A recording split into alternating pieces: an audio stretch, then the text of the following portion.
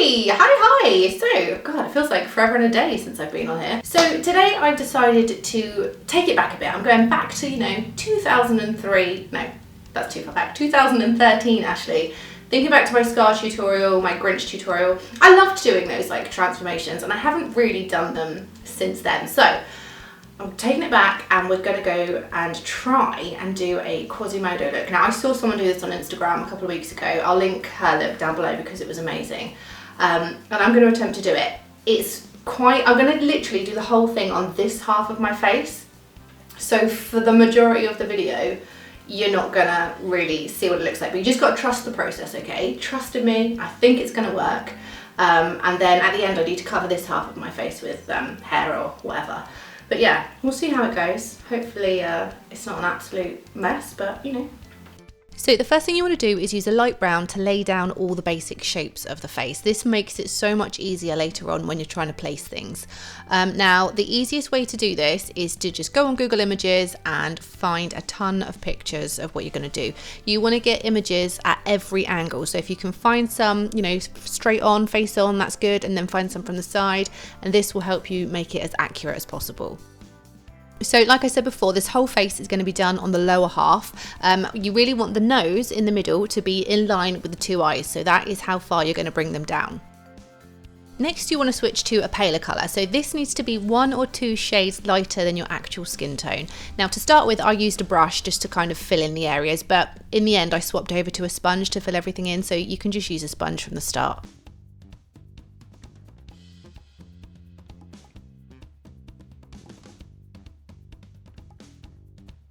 Next, we're going to use white to fill in the eyes. So make sure it's a really good quality white, something like Diamond FX, which only needs 1, possibly 2 layers before it's really opaque. Make sure that they're nice and solid. Then you can use the same white to go ahead and paint in the teeth.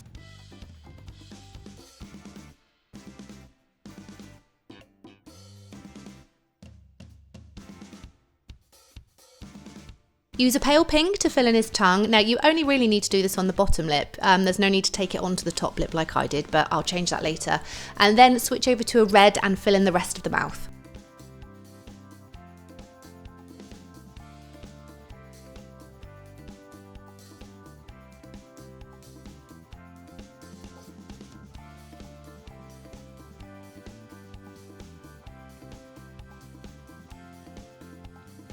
On the images I found, it looked like his eyes were green, so I did the first layer completely green, but then I decided to add a second layer where I'd mixed in a bit of blue, and I was much happier with that colour.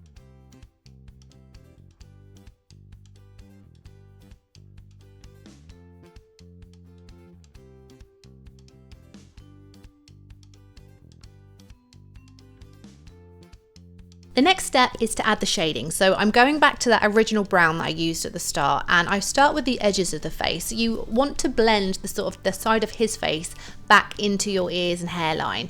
So you can use a sponge to do this, or you can just paint it with a brush and smudge it with your fingers, whatever you like. It's entirely up to you. Then you can move on to the shading in the centre of the face. So for this I used a small filbert brush, and I was just adding sort of shadows around the nose, around the eyes, around the mouth, just to kind of give it a little bit of depth. And then I also blended a lot of this dark brown colour onto my neck with a sponge.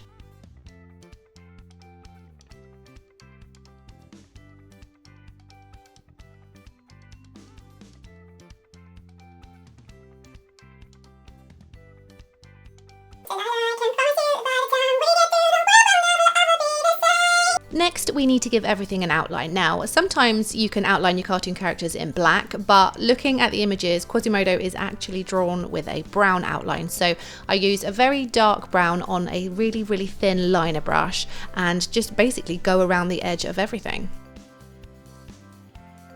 Now you need to make your lines as solid as possible. I had to go over each line twice at least to make it the right thickness and to make it completely opaque all the way through, because especially with brown, it doesn't line that well. So by giving it a second layer, it makes it really nice and thick.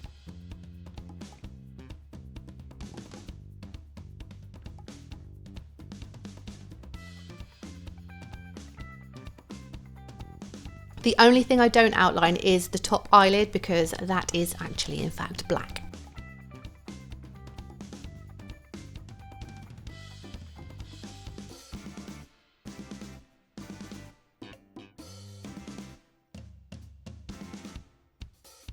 Now, I accidentally forgot to press record when I painted his eyebrows, which is a bummer, but never mind, you can see where they go. One of them on the bigger eye is blended right into the underside of my eye, and then the other one is much, much lower.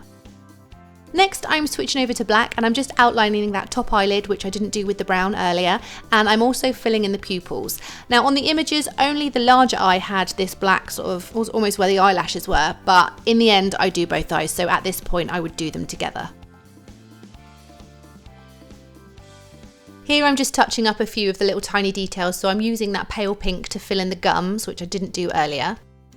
And then I'm switching to white to add a highlight in the pupil. Now this should be fine to do because your eyes will have dried by now, so that white should stay nice and strong and not pick up any of the colour underneath. Next, I'm going back to my black to fill in that eye, which I should have done earlier, and then I switch over to that pale cream colour that I used at the start, and I'm just going around and adding a few more highlights to the design. For some extra detail, I'm just running a very thin line of grey right underneath where the eyelashes would be to make a shadow. And then I start to work on the top half of my face. So I'm using the brown that I used to make the shadows, and I'm just painting it all over my forehead because I want to sort of make this sink into the background. I want it completely shadowed.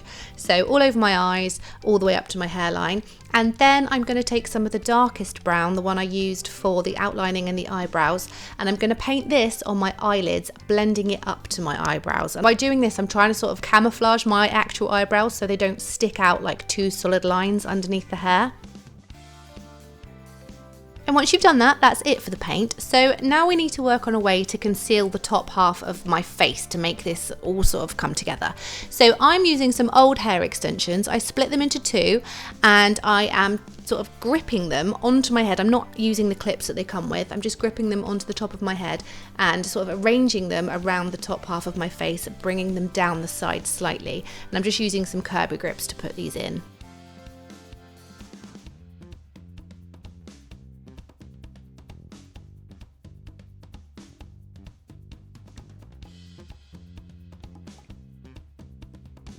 Once everything was secure, I used a backcombing brush just to give everything a little bit more texture because it was very flat to my head.